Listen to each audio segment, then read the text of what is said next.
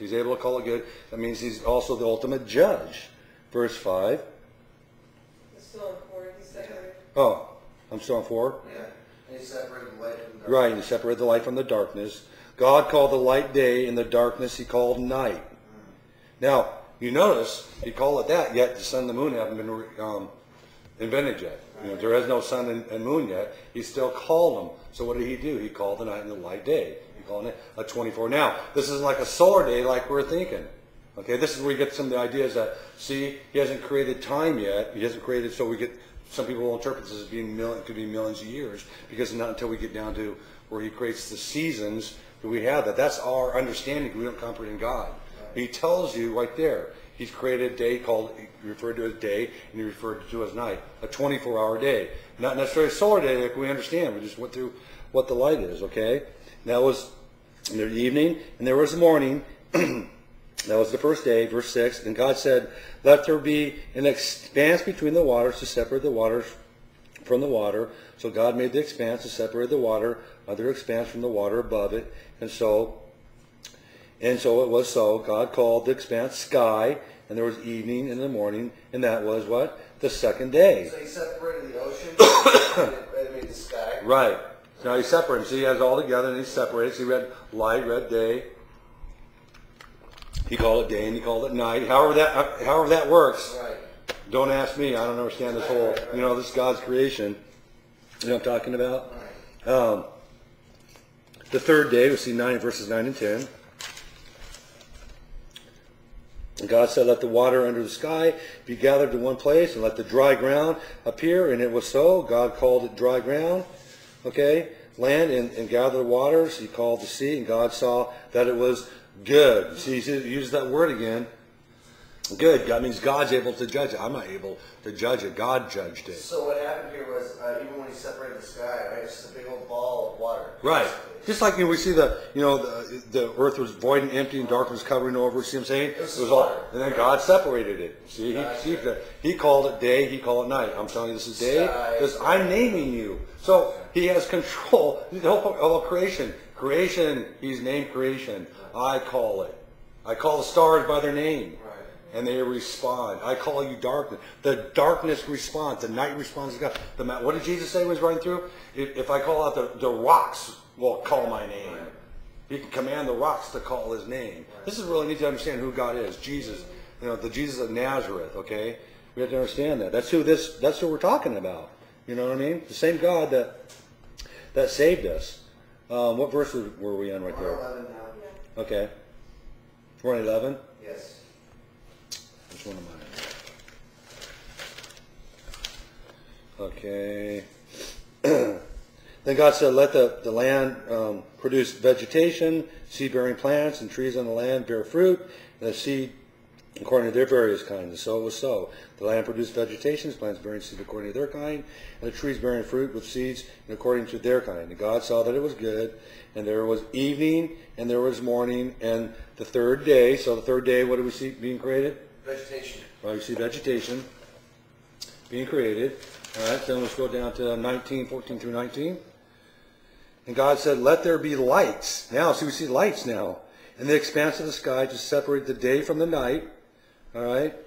So that's just kind of interesting right here. Now watch this. Well, he's starting right here. Right. But to separate, you already call it day and night. Now this light is to separate those two. Right. Hard to understand, huh? The light that God created now to separate them. All right? And let them serve as a sign to mark seasons and the days and the years, and let them be lights in the expanse of the sky to give the light on the earth. And it was so, and it was so. God made two great lights, the greater light to govern the day, and the lesser light to govern the night. Right, and he also made the stars.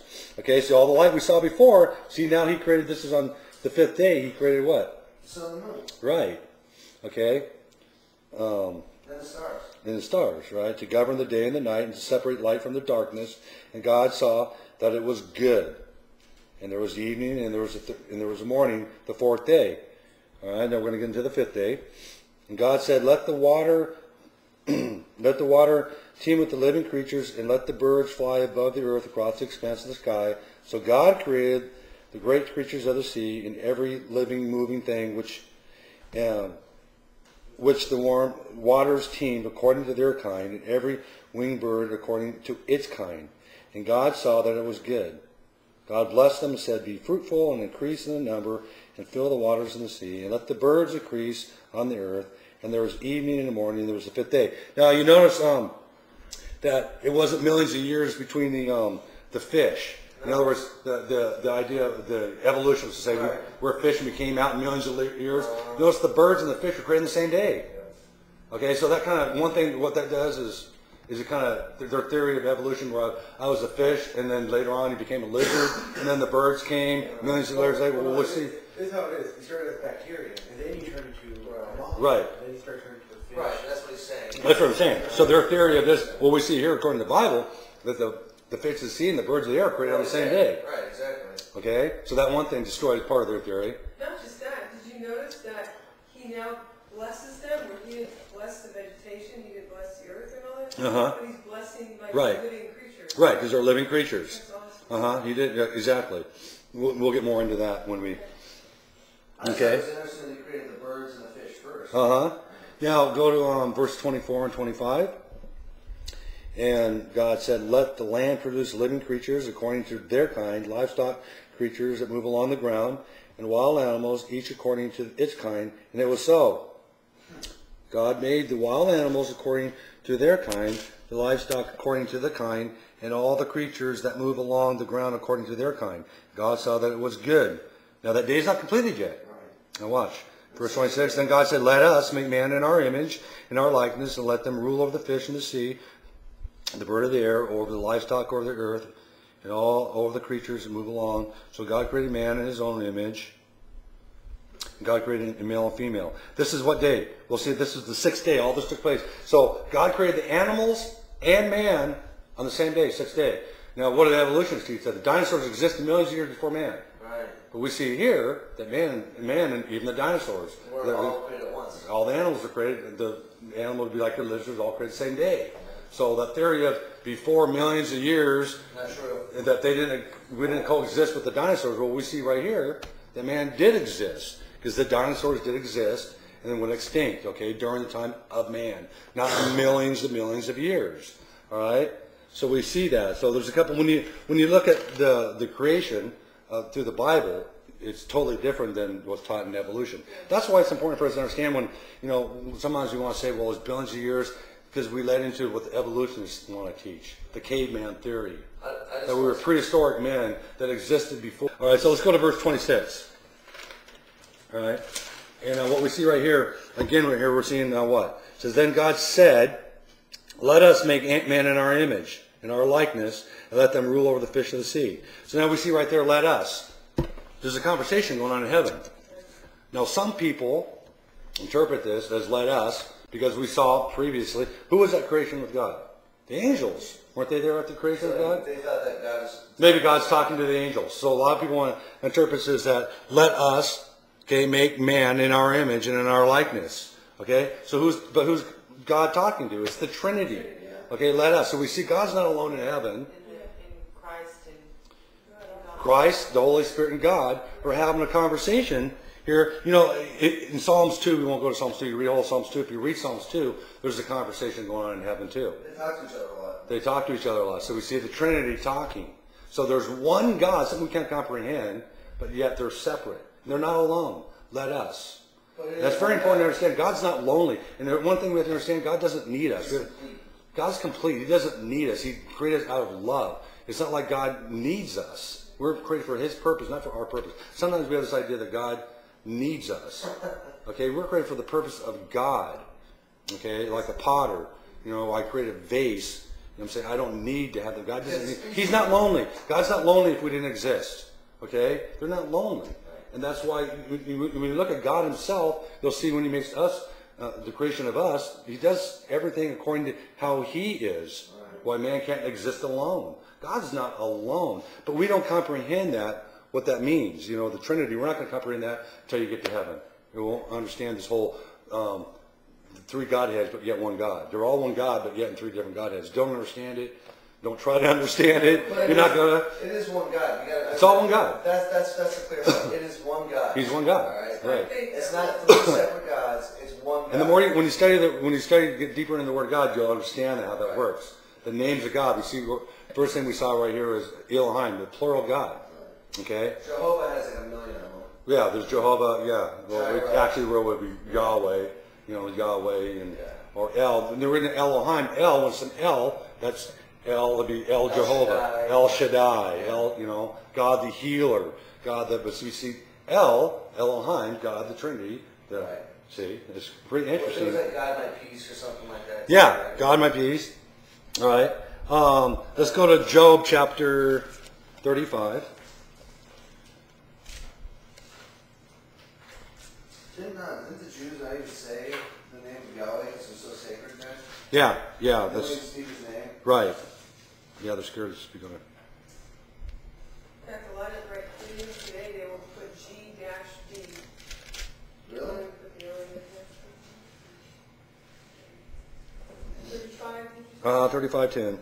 But no one says, "Where is my God Maker, who gives songs in the night, who teaches more for us than the beasts of the earth, and makes us wiser than the birds of the air." All right. So what we're seeing, also go real quick. Go to Psalms chapter 102.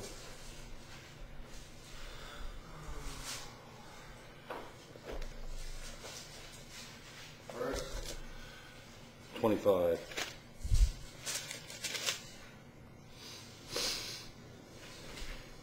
I'm sorry, what was 25? In the beginning, you laid the foundation of the earth, and the heavens are the works of your hands. Okay, they will perish, but you will remain. They will all wear out like a garment, like the clothing. They will be changed. You will change them, and they will be discarded. The point of this is, during this creation, it was God talking, not the angels. The angels didn't create, so they weren't part of the creation, and were not made in the likeness of an angel. Okay, or anything like that. A lot of people think, "I'm going to go to heaven. I'm going to be an angel." You're not even made in the likeness. We are made in the likeness of God. Did you know not the angels? We are. Now, another thing I want you to notice too is he says, "Let us." Now, what did he say on the other ones? In the other creation, he said, "Let land produce. Let land. Just let." It was a command. But now he's personable. Wow, yeah. That's... Okay.